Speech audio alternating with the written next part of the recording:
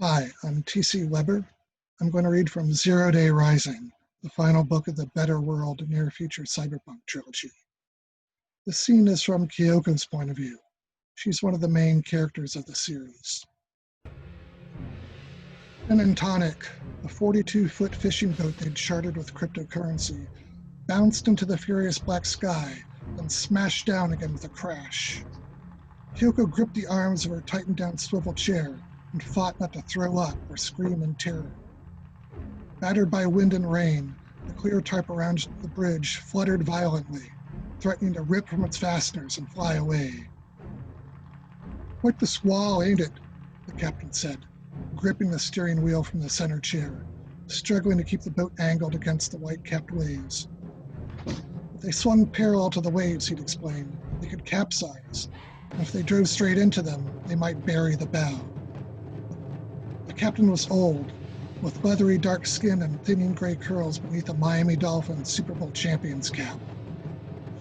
"Don't normally go out in weather like this," he said, "especially after dark." That was Pell's idea, so no one would see them.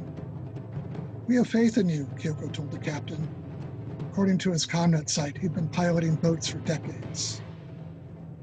Gripping the other passenger chair on the bridge deck, Nicholas stared into his augmented reality glasses, verifying their course and monitoring the VHF radio for Coast Guard patrols. Pell had lessened that worry by calling in a fake tip about drug smuggling into Biscayne Bay, well to the south. Pell, Charles, and Alzira were below in the cabin, along with their bags of gear. The boat didn't have a SATCOM, so there wasn't much they could do until they reached the mainland. Another rise. Kyoko's muscles tensed in anticipation. The boat plunged down, leaving her stomach behind. They smacked bottom with a shudder. Water crashed over the bow and splashed against the tarp. Despite the scopo patch behind her left ear, Kyoko almost retched. "Please, Omazu, O Poseidon, grant us safe passage." Kyoko had given up on the gods after what happened in Sao Paulo, but this was a good time for a truce. The captain tacked to stay on course. "'Tain't the first time someone paid me to sneak across the water," he said. "But first time I've been dumb enough to do it in a storm." And they were only an hour out of port. "It would have been a 4-hour trip in calm seas," the captain had said. "But in this weather, they'd be lucky to arrive at all." No lights in the horizon or in the air, not that Kyoko could see far through the storm.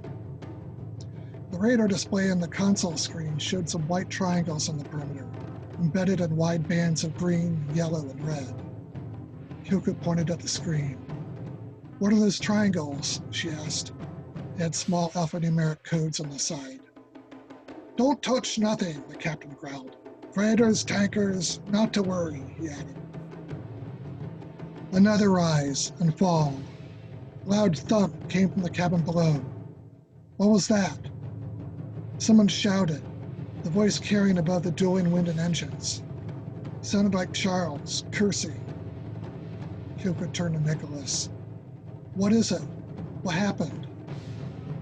Nicholas spoke quietly into his wraparound mic, then turned toward her. "Charles wants to know if there aren't any seatbelts." "Is he okay?" Nicholas shrugged. "Probably. He'd be screaming if he broke something."